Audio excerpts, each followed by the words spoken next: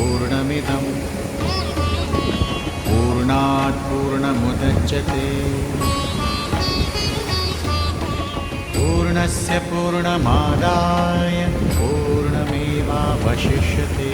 पूर्णस्य पूर्णमादाय पूर्णमेवावशिष्यते.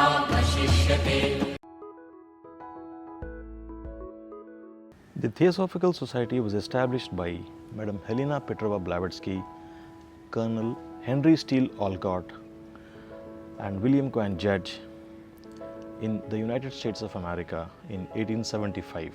During the formative years of Theosophical Society, there were many supernatural phenomena like the telekinesis, clairaudience, clairvoyance surrounding its founder members. These are too fantastic for the layman to even comprehend or imagine.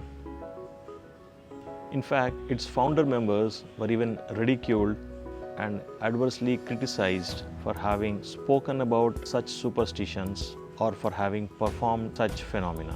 I would like to share and throw some light on such incidents, a few of them, trying not to kindle an unnecessary idle curiosity in a zealous student. After all, the masters of wisdom have denounced the idle curiosity as an obstacle for a zealous student in his pursuit towards the ancient wisdom. However, I feel the abject knowledge of such historical incidents and phenomena is absolutely necessary for one to have an unbiased and informed opinion and informed knowledge about the subject at hand. In fact, the knowledge of these incidents would help in furthering the assimilation and understanding of the ancient wisdom as taught by the stalwarts of the society.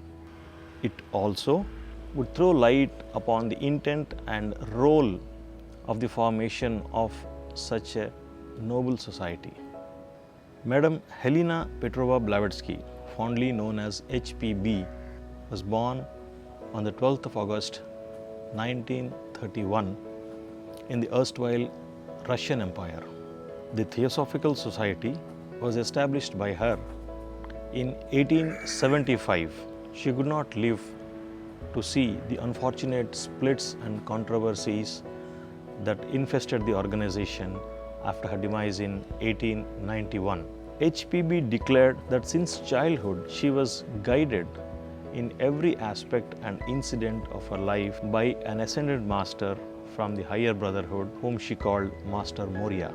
She attributes all her teachings and accomplishments as having been taught to her by her ascended master or have been telepathically dictated to her by her master. Numerous of her escapades and interesting instances can be learnt from a book which she penned titled From the Caves and Jungles of Hindustan. The whole essence of her teachings by Master Moria was penned down by her in her two great works called The Isis Unveiled and The Secret Doctrine. Though the guiding principles that should govern the functioning of the Theosophical Society could not be formulated till as late as 1905, but from her teachings and writings, we could deduce the guiding principles of the Theosophical Society and the knowledge of Theosophy as following. To scientifically investigate and propagate the ancient wisdom of the scriptures as taught by the masters of wisdom and help in furthering the evolutionary progress amongst fellow human beings. Each of her writings is preceded by a disclaimer in the prologue where she directs the reader to ascertain the facts and issues professed in the book by using a scientific mind before trying to follow any one of them. She attributes all of the knowledge of her works to her master and proudly says that none of it belongs to her.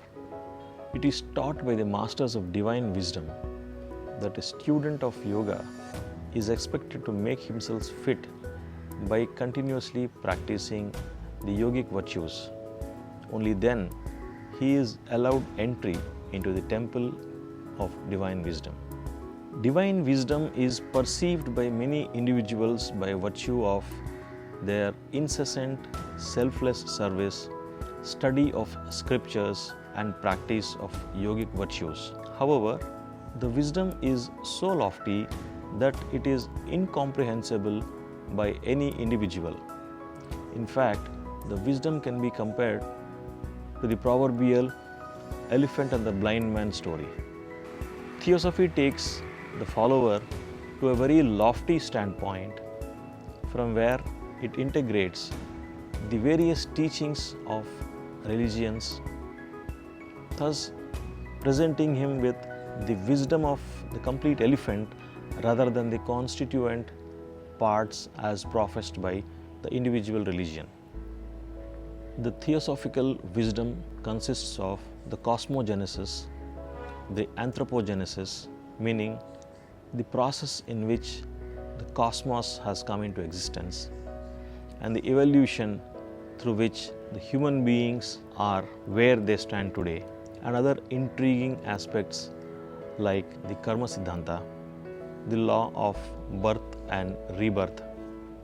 It propounds the existence of subtler bodies about a human being, the role and utility of these subtler bodies, the state of human being after death, and the process of evolution thereafter, and many more such intriguing subjects. The utility and role of all of these in the path of a human being progressing on the steps towards the realization of the divine self. So until we meet for our next session, Vasudeva.